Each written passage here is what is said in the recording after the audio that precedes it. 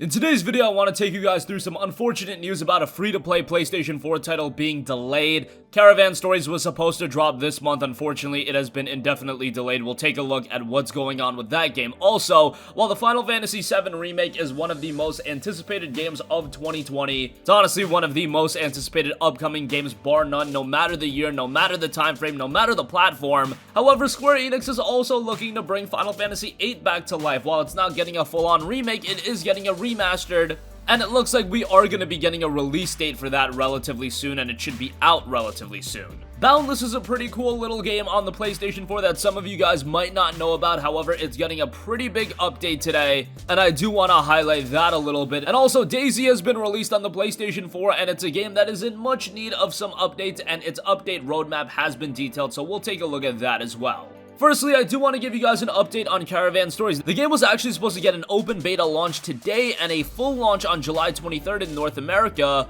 and now it has unfortunately been delayed to an unannounced release date, so kinda last minute with this one, given that today is July 16th, and we just got clarity on this late yesterday. In the delay announcement, the developer asked that users wait a little longer as it makes further efforts to improve the game's quality. If you guys don't know, Caravan Stories is actually already available on the PlayStation 4 through the PlayStation Store in Japan, Indonesia, Singapore, Malaysia, and Thailand, with support for Japanese, English, and traditional Chinese language options. However, all currently available versions of the game run on the Japan and Asia server, so it's likely that the North American version of the game will run on its own server, and that's what's causing the hiccup in terms of getting the game out. Nonetheless, this was a free-to-play title that I was very much looking forward to. Am I expecting it to be the biggest F2P on the PS4? Not necessarily. However, it does look to be a pretty cool MMORPG with a Japanese aesthetic to it, an anime-style look, and that's definitely going to cater towards some gamers over others, but at the very least, it was another game to add to the PlayStation 4's vast lineup of quality free-to-play games. How is Caravan Stories going to turn out?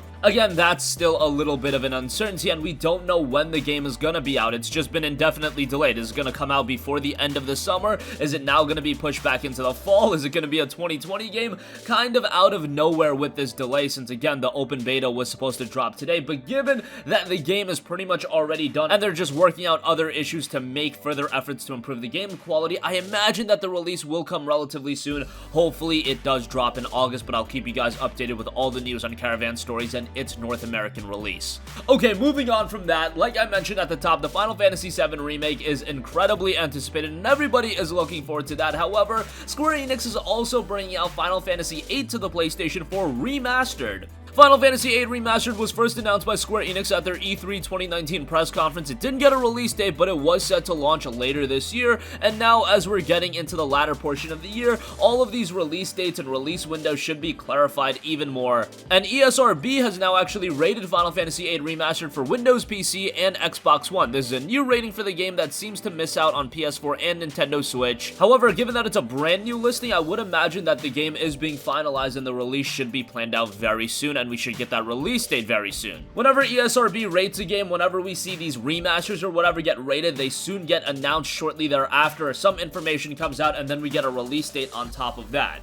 As far as Final Fantasy VIII's ESRB rating, it was given a teen rating, and I do want to read the description to you guys. This is a role-playing game which players follow the story of fighters involved in a war for independence. Players can explore cities, interact with characters, perform quests, and battle human and fantastical enemies. Combat is turn-based, with players selecting attack moves from a menu which triggers brief animated sequences. Cutscenes also depict instances of violence and blood. I'm going to leave it there because the next sentence could actually be seen as a little bit of a spoiler, but nonetheless, Final Fantasy VIII by many people is seen as the black sheep of the series. You could look at a game like FF8 and FF12 very similarly, in that those two games were less so received by the community. It's really altered with FF12, however, ever since the release of the Zodiac version. Ever since that release, that game has just been received a lot better. I loved Final Fantasy XII when it originally came out in 2006, however, a lot of people weren't a big fan of some of the elements with that game. Nonetheless, let's keep talking about Final Fantasy VIII. Final Fantasy VIII is an interesting one where I don't want to give away too many spoilers about about the story, but the story does have some questionable moments, and overall, given that it was coming off the release of Final Fantasy VII, I didn't think Final Fantasy VIII was as good of a game. I think that goes without saying, but I did find it still rather enjoyable, and I think if you're a fan of Final Fantasy, there's reason to go back and check out the game. Of course, this isn't a full-on remake like Final Fantasy VII.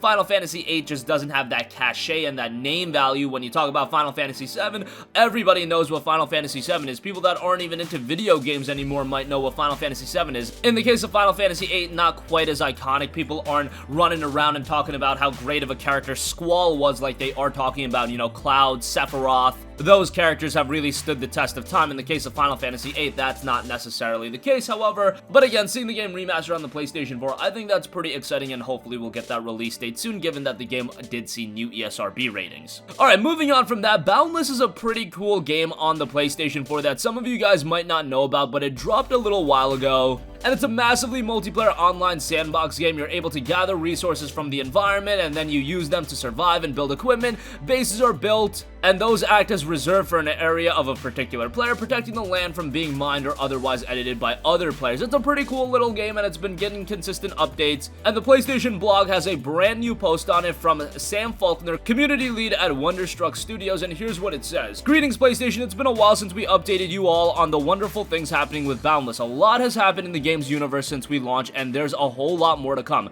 As we line up the biggest update to our sandbox MMO since launch, I thought I'd let you know what we've been working on and what you can expect to see arrive in the game with this latest release. Today we have the Harvest Era update for Boundless. This brings a wealth of systems which provide several new ways to play. First up, we have a brand new farming system whereby players can cultivate crops to provide a steady food supply to their settlements. Farming isn't restricted to food either. Inorganic materials such as fuel can be created with their own system, allowing players to support their guild with a plentiful supply of vital goods. Players can use goo farming techniques to produce goo pigment used in color sprays to embellish your build. In the near future, players will also be able to turn their skills to botany, producing beautiful decorative flora to decorate their world. Of course, farming isn't as simple as placing a seed in the ground and waiting. There are many variables to take into account when it comes to increasing quality and yield of any material. The most skillful farmers will need to consider placement, local vegetation before sowing the seeds for success. A lot more is detailed in the official PlayStation blog post, so I'll leave a link to that in the description box below. Boundless, and again, a game that a lot of you guys aren't aware of, but if you like your open world survival games, this is one to check out, and getting consistent updates as well, so that's always nice. Again, check out the link in the description box below. Okay, moving on from that, and speaking of consistent updates, DayZ is definitely in need of that on the PlayStation 4, and an update roadmap has been detailed. Posting in a July status update on its official website, DayZ's developer made it clear that console updates will arrive after the PC patch. They noted it takes 3 to 7 days for a submitted game to go through review. It is decided that the build's good to publish. It takes 3 more days to roll the update out to the public. However, if there are any issues flagged as a must fix by Sony or Microsoft, even ones that could be fixed in an hour, the whole process has to start again and they restart the cycle. Looking ahead to DayZ, this is what they have detailed for future updates. They noted an advanced health system. We improved it in 1.04 and will continue the balancing. However, at this time, we will not commit to implementing complex medical and injury gameplay. While this is desired by many hardcore players, we are still struggling to fully explain the complexity of the existing system to the majority of players. Moving forward, we are working on a nice balance between authenticity and accessibility. They noted new content. As you know, we have already added some of these, more will follow, but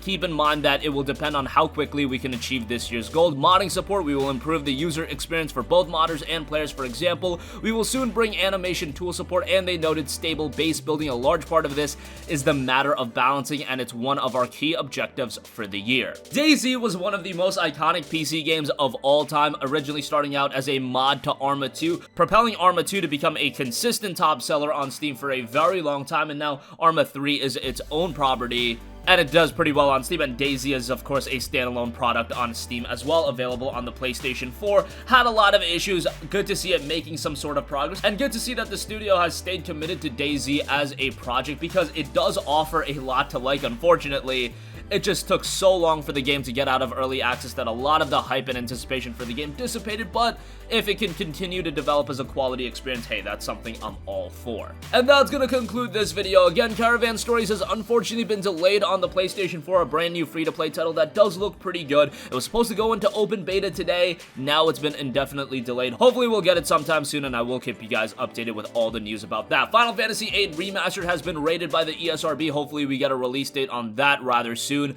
Boundless is getting a brand new update, a sizable update at that is adding farming, and DayZ has a roadmap for brand new updates on the PlayStation 4. The updates will be coming 3 to 4 weeks after the PC release. That's going to conclude this video. Sound off with all of your thoughts in the comment section down below. Thank you for watching, and goodbye. Hey guys, we hope you enjoyed the video, and if you did, make sure to hit the subscribe button, and if you're already subscribed, do us a favor and hit the bell icon. This way you'll be notified whenever we post a new video. That's the best way to keep up with all of our uploads, and we usually try to upload 2 videos a day. And with the bell icon hit, you'll be notified whenever we do upload a video. As always, thanks for watching.